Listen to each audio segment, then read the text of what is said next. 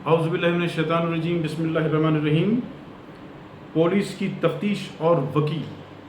یہ موضوع تھا۔ اس حوالے سے آج جو ہے میرے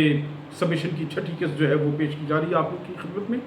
التماس ہے کہ میرے چینل کو لائک کریں، سبسکرائب کریں اور بیل آئیکن کے بٹن کو جو ہے دبانا نہیں بھولیے گا۔ جو پانچویں جو قسط تھی وہ پہنچی تھی کہ 167(1), یعنی کہ وہ ضابطۂ فوجداری کی ہم اس دفعہ کو ذکر کر رہے تھے کہ جب سیکشن 61 کے تحت 24 گھنٹے کے اندر اندر کسی بھی ملزم کی تفتیش اگر کمپلیٹ نہ ہو تو جو تفتیشی ہے وہ قریب ترین جو علاقہ مجسٹریٹ ہے اس کے سامنے وہ کیا کرے گا کہ ضمنی جو انٹریز ہیں ڈائری کی وہ لے کر مجسٹریٹ کے پاس پیش ہوگا، ملزم کو پیش کرے گا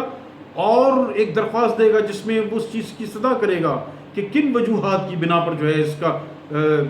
اسے اجازت دی جائے تاکہ اس کو مزید انٹروگیٹ کیا جائے، مزید اس کی تفتیش کی جائے۔ اس پر جو ہے پھر 167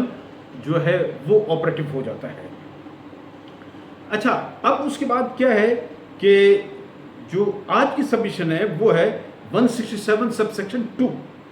اس میں یہ بتایا گیا ہے کہ میجسٹریٹ خواہ وہ جورسڈکشن رکھتا ہو یا نہ رکھتا ہو، وہ کیا کرے گا کہ وہ ملزم کی کسٹڈی جو ہے وقتاً فوقتاً وہ تفتیشی کو یعنی کہ پولیس کو دیتا جائے گا۔ اچھا، تا وقت یہ کہ 15 دن کمپلیٹ ہو جائیں، 15 دن سے زیادہ جو ہے وہ پولیس کو ملزم کی کسٹڈی نہیں دے سکتا ہے۔ اور اگر وہ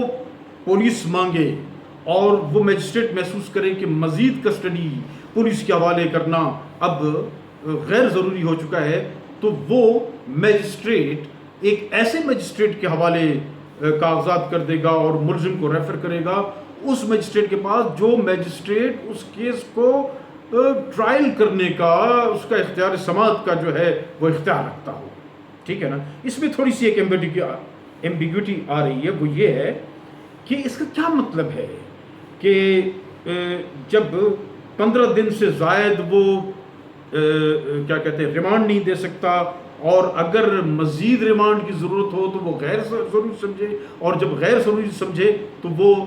جورسڈکشن رکھنے والے میجسٹریٹ کو جو ہے وہ یہ تمام کاغذات ریفر کر دے۔ ایک چیز۔ دوسری چیز یہ ہے کہ انڈر سیکشن 173 ضابطۂ فوجداری وہ یہ کہتا ہے کہ ایف آئی آر کی ایف آئی آر لاج ہونے کے 14 دن کے اندر اندر جو ہے تفتیش کمپلیٹ ہونی چاہیے۔ مجھے یہ بتائیں کہ ایف آئی آر لاج ہوتی ہے 1 کو، 14 دن تک یعنی کہ 14 تاریخ تک ملزم کا کوئی پتہ نہیں ہوتا، 15ویں دن ملزم گرفتار ہوتا ہے، تو اس قانون کے تحت تو 14 دن پورے ہو گئے نا۔ 1 کو ایف آئی آر لاج ہوئی، 14 تک جو ہے وہ ریمانڈ کی ضرورت ہوتی ہے اور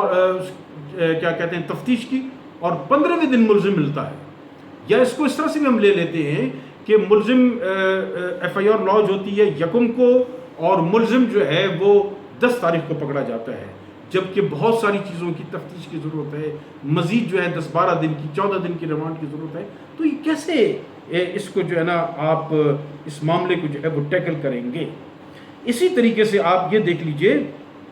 کہ وہ یہ کہتا ہے کہ اگر 14 دن کے اندر تفتیش کمپلیٹ نہ ہو تو فردر جو ہے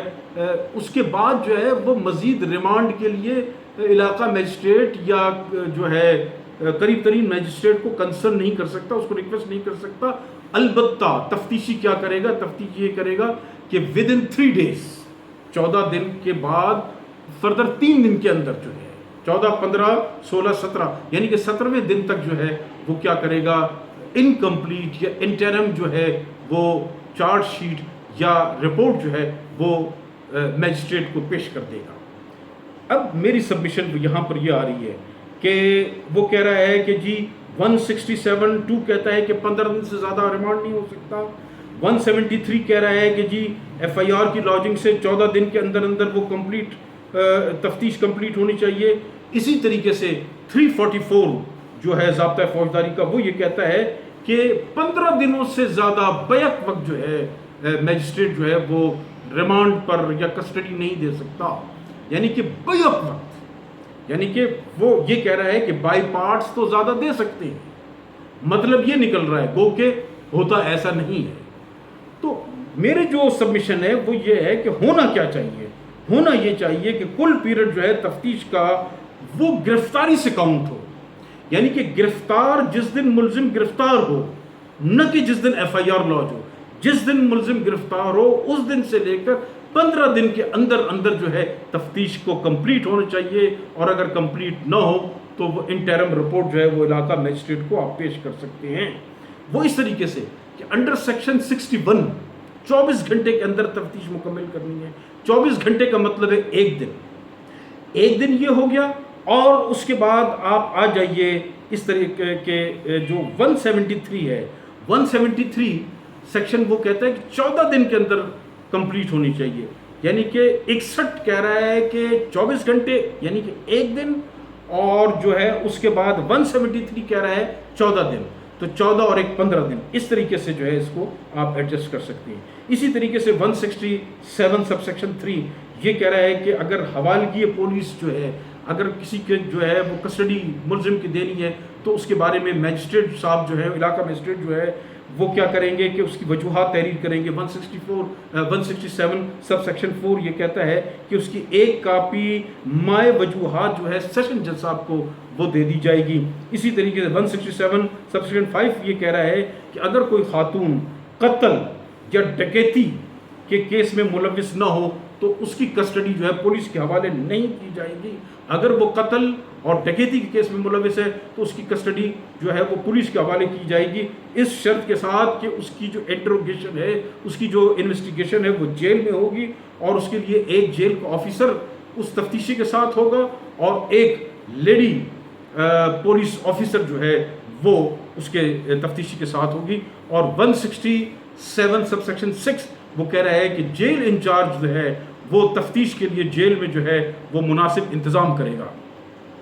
اسی طریقے سے آپ آ جائیے 167 سب سیکشن 7 وہ کہتا ہے کہ اگر ملزمہ کو جیل سے باہر